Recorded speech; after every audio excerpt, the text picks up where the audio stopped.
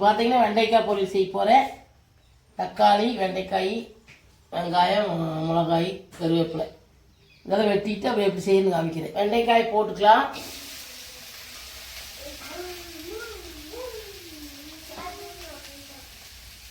கொஞ்சம் எண்ணெய் ஊற்றிக்கலாம்.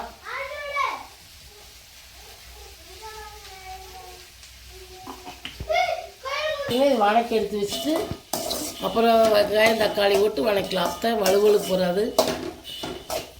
இது நல்லா வணங்கினதுக்கப்புறம் தக்காளி போட்டு வணக்கலாம். பார்த்தீங்கன்னா இந்த அளவுக்கு வணக்கோடு வெண்டைக்காயை அப்போ வலுவலுக்கு போகாது. எடுத்து ஒன்று கொட்டி வச்சுட்டு வெங்காயம் மிளகாய் தக்காளி போட்டு எப்படி வணக்குன்னு காமிக்கிறேன்.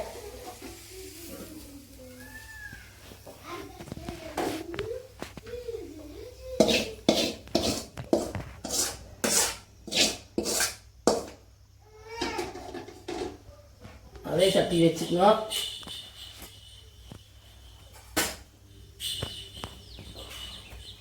எண்ணெய் ஊற்றிக்கணும்.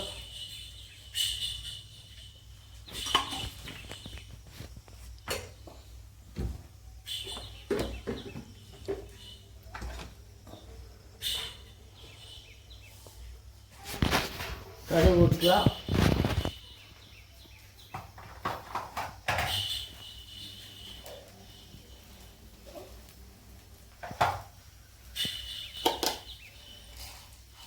கடலைப்பருப்பு போட்டுக்கலாம்.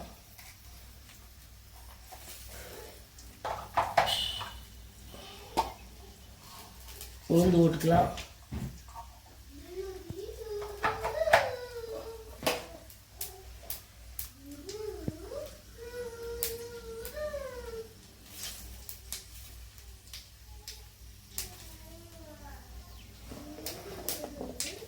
தேங்காய் மிளகாய் போட்டுக்கலாம்.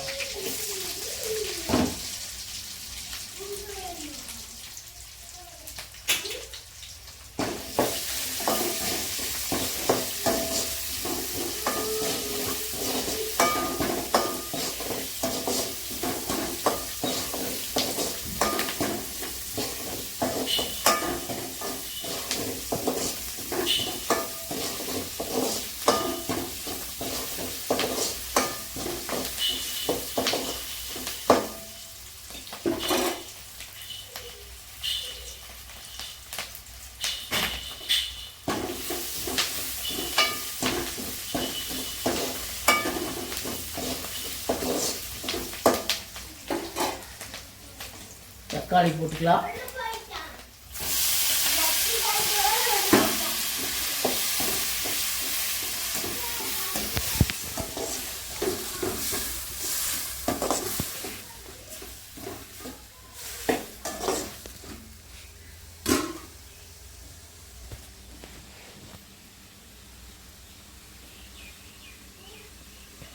இது பார்த்தீங்கன்னா இப்படி வணக்கினா வலுவலுக்கு போகாது.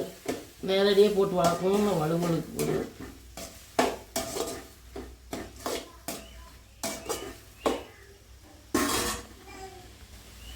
வலுவலுப்பு இருந்தால் குழந்தைங்களாம் சாப்பிட மாட்டாங்க, டேஸ்ட் பத்தாது.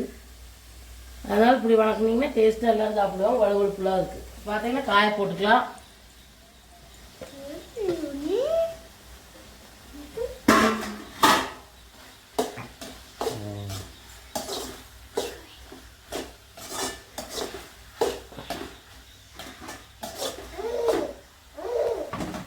மஞ்சத்தூள் போட்டுக்கலாம்.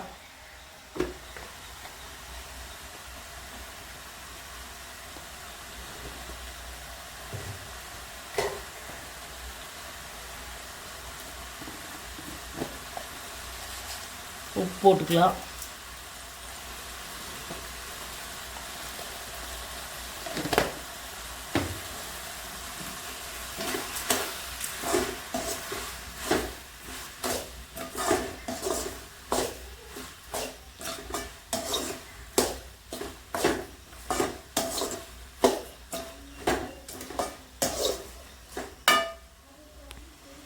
பார்த்தீங்கன்னா கொஞ்சம் தண்ணி சேர்த்து மூடிடலாம்.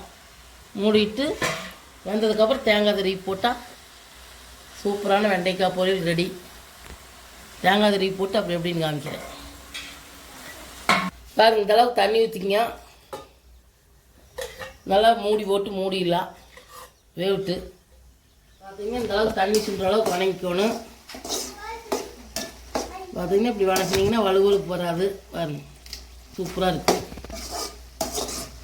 தேங்காய் பூ போட்டு இறக்குனா சுவையான வெண்டைக்காய் பொரியல் ரெடி.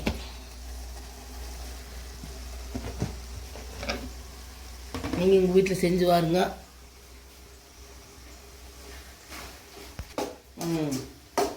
இப்போ இந்த வீடியோ பிடிச்சிருந்தா பண்ணுங்கள், சப்ஸ்கிரைப் பண்ணுங்கள்.